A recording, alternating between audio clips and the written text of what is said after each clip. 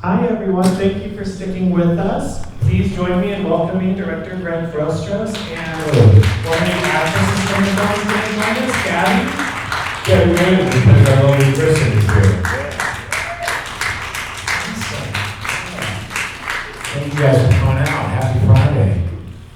Awesome. Just to get our Q&A kicking off here, I wanted to ask you what it was like to film in LA. It's so hard to film in LA these days and the film looks incredible. Thank you very much. Yeah, we shot it in 2024, so we were coming off the strikes, and no one was really shooting in LA at the time. This film I always say was built off community. This is as independent as it gets. It was a bunch of friends and family getting together and just doing the thing. And some of it was legal permit-wise, and some of it was, I got the cowboy in me. We were running around with the camera, and we had a very small crew, about 10 of us, and we were moving very quick. And the thing that I was scared of the most, as any filmmaker, is time. When are you going to do it? When are you going to shoot it? But we took advantage of that time, and we really kind of used that time to go into the locations. We wrote all the locations that we wanted to shoot at, but we would go in there and just know the shots that we wanted. Because we did this on a very small budget, and with that budget, you can only shoot on 8s. That's not a lot of time. An hour and a half to load in, an hour and a half to load out, only left with some change to shoot. So we use that time to kind of take advantage and plan everything out. But to shoot in LA is great. It's such a beautiful place to shoot. The light's gorgeous, and but it was built off community. So And how many days did you end up shooting for in the end? 16. Wow. Yeah. That's incredible. Again, the time. We put in the time in the pre-production.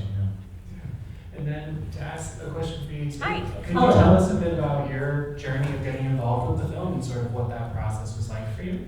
Yeah, so going off of Greg talking about community, I've known Greg for many years. It's like about 10 or so years. Yep. And actually one of the locations, El Condor, is it is the place that we met, right? Yeah. And then a good portion of our group of friends who are also either involved in the film or in the film met at Condor too. So it's kind of he brought it up to me and was like, yeah, would you be interested? And I was like, Greg, anything you tell me to do, I will do. I'm a huge fan of Greg. He's so talented. And I was a part of the short, and then the short turned into this amazing feature. And I'm so proud of Greg and Nick and Bay and Dan, and the cast and crew is so good. And it was such a beautiful experience because it was pretty much he was saying guerrilla style, but it was just, we had time to play, and we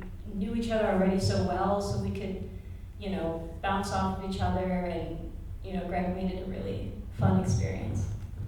Gotcha. And Greg, you mentioned that the crew was only 10 people. Were a lot of those relationships similar, with people you had worked with before or come to know over the years? Yeah, so Trevor, cinematographer, Daniel, co-writer and producer, we met at Chapman University, actually. They were going there, I was just partying there. But I went there for one night and I stayed for about 2 years. But for almost 20 years we've known each other. Nick, the production designer, I've known him about 15 years. Gavin Tim, like you said. PJ Byrne plays Paul, I met him. We did that show Vinyl together in 2015. Laura Walters and I did an indie film in 2012, and we just stayed in touch. Tony Canal from No Doubt, who plays himself, we knew through another friend. Basically everyone I kind of knew, Gino Vento, who plays Mario, we worked together on Mayans. Augie Duke, me and Daniel as well too, we all worked together on Mayans. The only ones I didn't know were Fiona Dorff, Katie Parker, and Fernanda Andrade, but we all kind of ran in the same circles. So we kind of avoided all that agent conversation and just went straight to them and just, yeah. And then, everyone else, the PAs we had were all just buddies. It felt like, I wanted it to feel like family style filmmaking. There was no ego, there was no anything. It's, you're here, because when you make an indie film, it's, you're not getting paid anything. It's long hours, you're doing multiple jobs. So it's important to have the people around you that are there because they want to tell a story, and they are going to fight for you, So it was fun. We had a lot of fun, a lot of laughing on it, yeah. That's amazing. there's so many philosophies out there with indie filmmaking and how to approach it. Were there any like sort of key tenets to your approach, like where you focused a lot on prep or improvisation, or? Yeah, so it was heavily scripted. Everything that's on the screen was written on the page. I'm a stickler for dialogue. You know, we've been acting for 15 years, right? So we've been on the set. And I was never one of those guys when I was on a set, like I would go in my trailer and eat my lunch. I always hang out on set. I like to know everything, the lighting, all that stuff.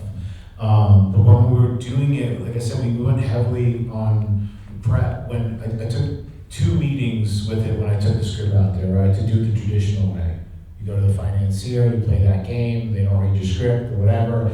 And after those 2 meetings, I said, we gotta raise the money ourselves. So that dream budget we had of like $750K, cut it down to like we shot it for $130,000. Because we knew that if we are trying to ask for permission to make our art, it's never gonna happen. So we dialed everything back. And again, I can't stress the importance of the pre-production. You know, just like, instead of sitting around waiting for someone to say, okay, you can shoot now. I don't believe in that method. I believe in art, you should be able to do it, you know, just like painting, you know, and then musicians, you know, it's the same thing. And you just have to have the right people around you, but the prep, for sure. Incredible. Do we have any audience questions? You can throw it to. I don't want us to run out of time here. Yes, right here. You know, it seemed very emotionally honest, truthful, and I know you said you wrote it with a partner.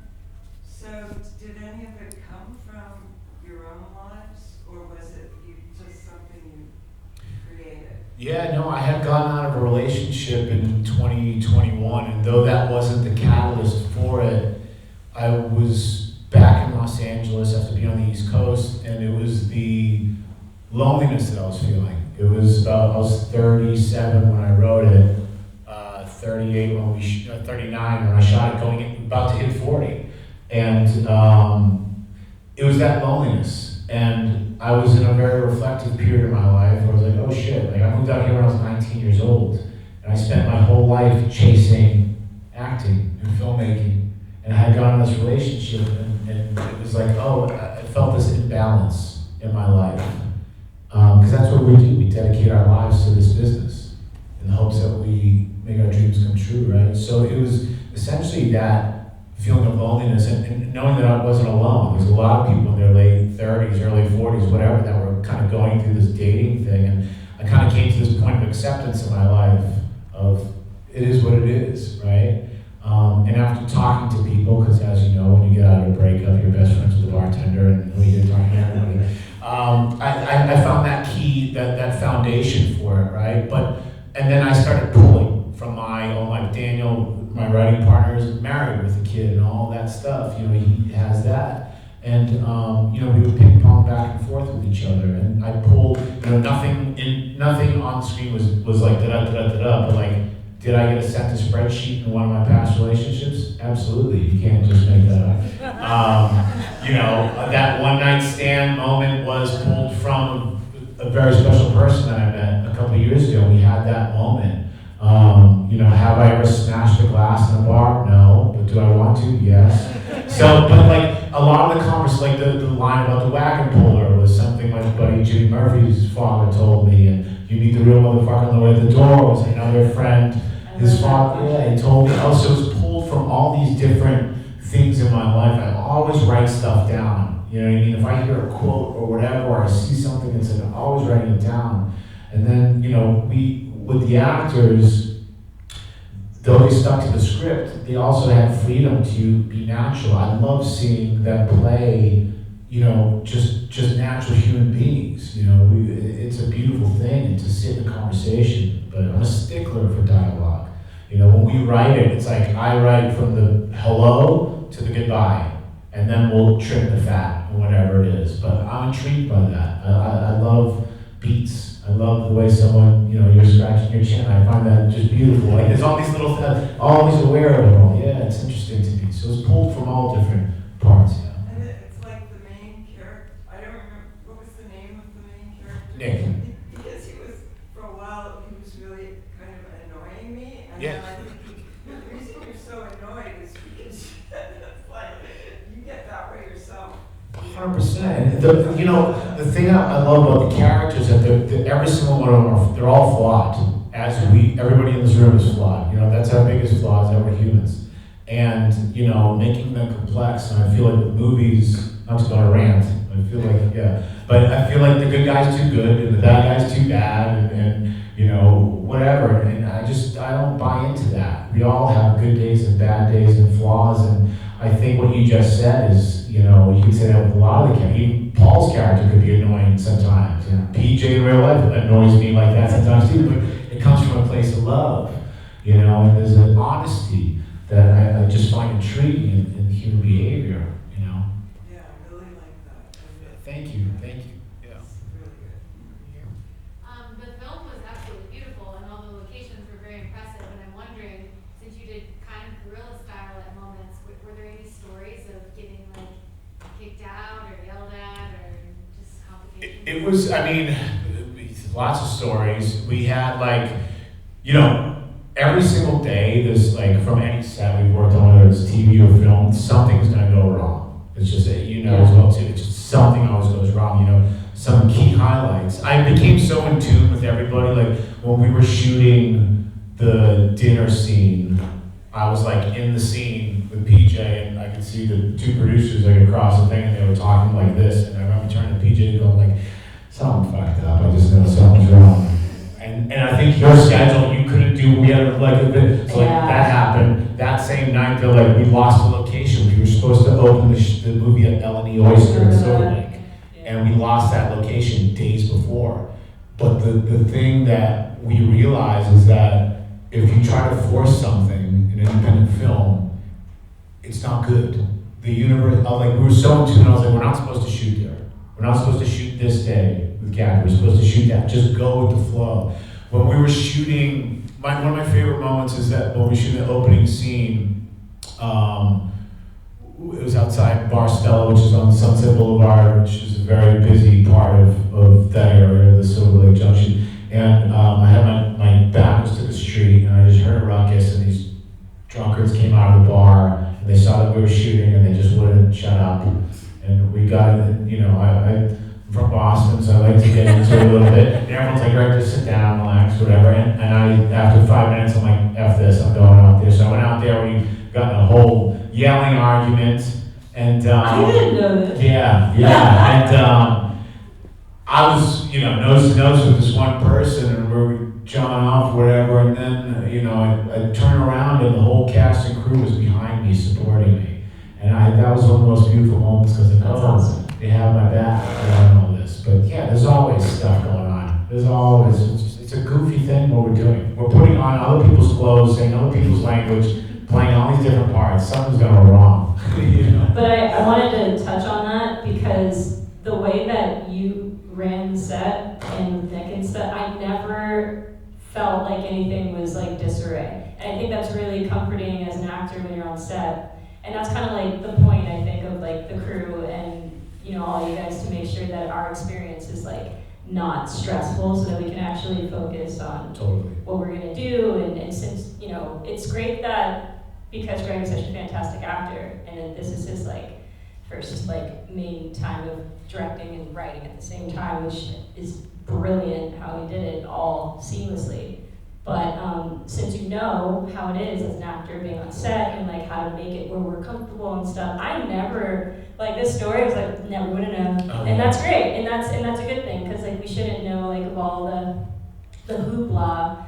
And then I would like check in with you, I'd be like, how you doing? I would literally like the character, just like, good, fine. It's good. Everything's good. That's why we need the LLC, everything is fine. Because it is. But it's a vibe. It's a very important thing on set. Yeah, You awesome. don't want to distract anybody. Yeah. We have time for one more question. Yeah. Can I ask about who lit the film? Who lit the film? Who lit the film? Any kind of That's a great question. Yeah, previous work? so Great shirt. we, Trevor, the cinematographer, and I, we have a very similar aesthetic, right? I didn't want, and Trevor didn't want either. We wanted all practicals.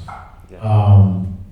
I didn't want lights everywhere. I don't like that in general. I like, you know, the hallway stuff. It's all pools. Everything, you know, the dinner scene's all candles, all that stuff. So him and I just went into it and broke down all the lighting in the restaurant is how the restaurant lighting is. I had a feeling. And we would move, you know what I mean?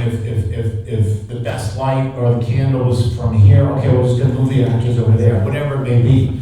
You know, so we use that because these types of films, you want to feel natural, right? And, you know, we use Swingers as a reference because Swingers, you know, when he's in the apartment, he opens up the fridge to get something, but he's actually lighting himself. So we just kind of cheat all that stuff. But yeah, Trevor, myself, you know, because Trevor was lighting it as well too, the DP.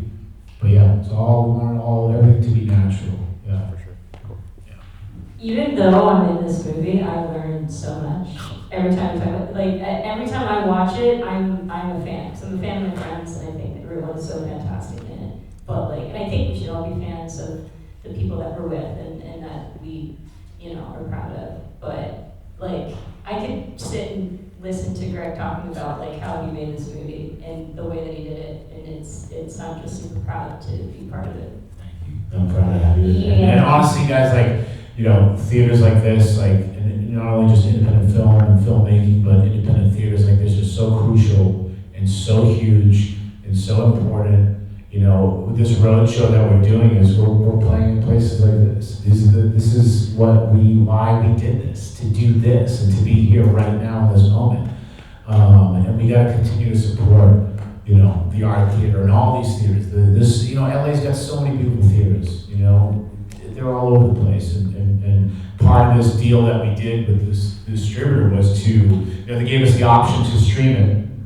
And I said no. They said, well, the only other option is on a road show. And I said, let's do that. You know, this is what it's all about. So the community and you guys coming out, like this is why we do it. You know, and you got to continue to support these theaters, and that's what inspires us to, you know, for sure. Is there another one, you know, on the burner? Your next film? Yeah, I have two right now in the pipeline. Yeah. We're getting out. You want to be looking out for those? Yeah, I'll be here 100%. I'll be here all the time, anytime I can. This is the way I want to do it. You know, I'm a huge Cassavetes nut, and that's the man who inspired me the most. And you know, this is what it's all about. So, yeah, thank you very much. Thank you guys. Thank you for coming out. Seriously, thank you so much. Thank you. Yeah.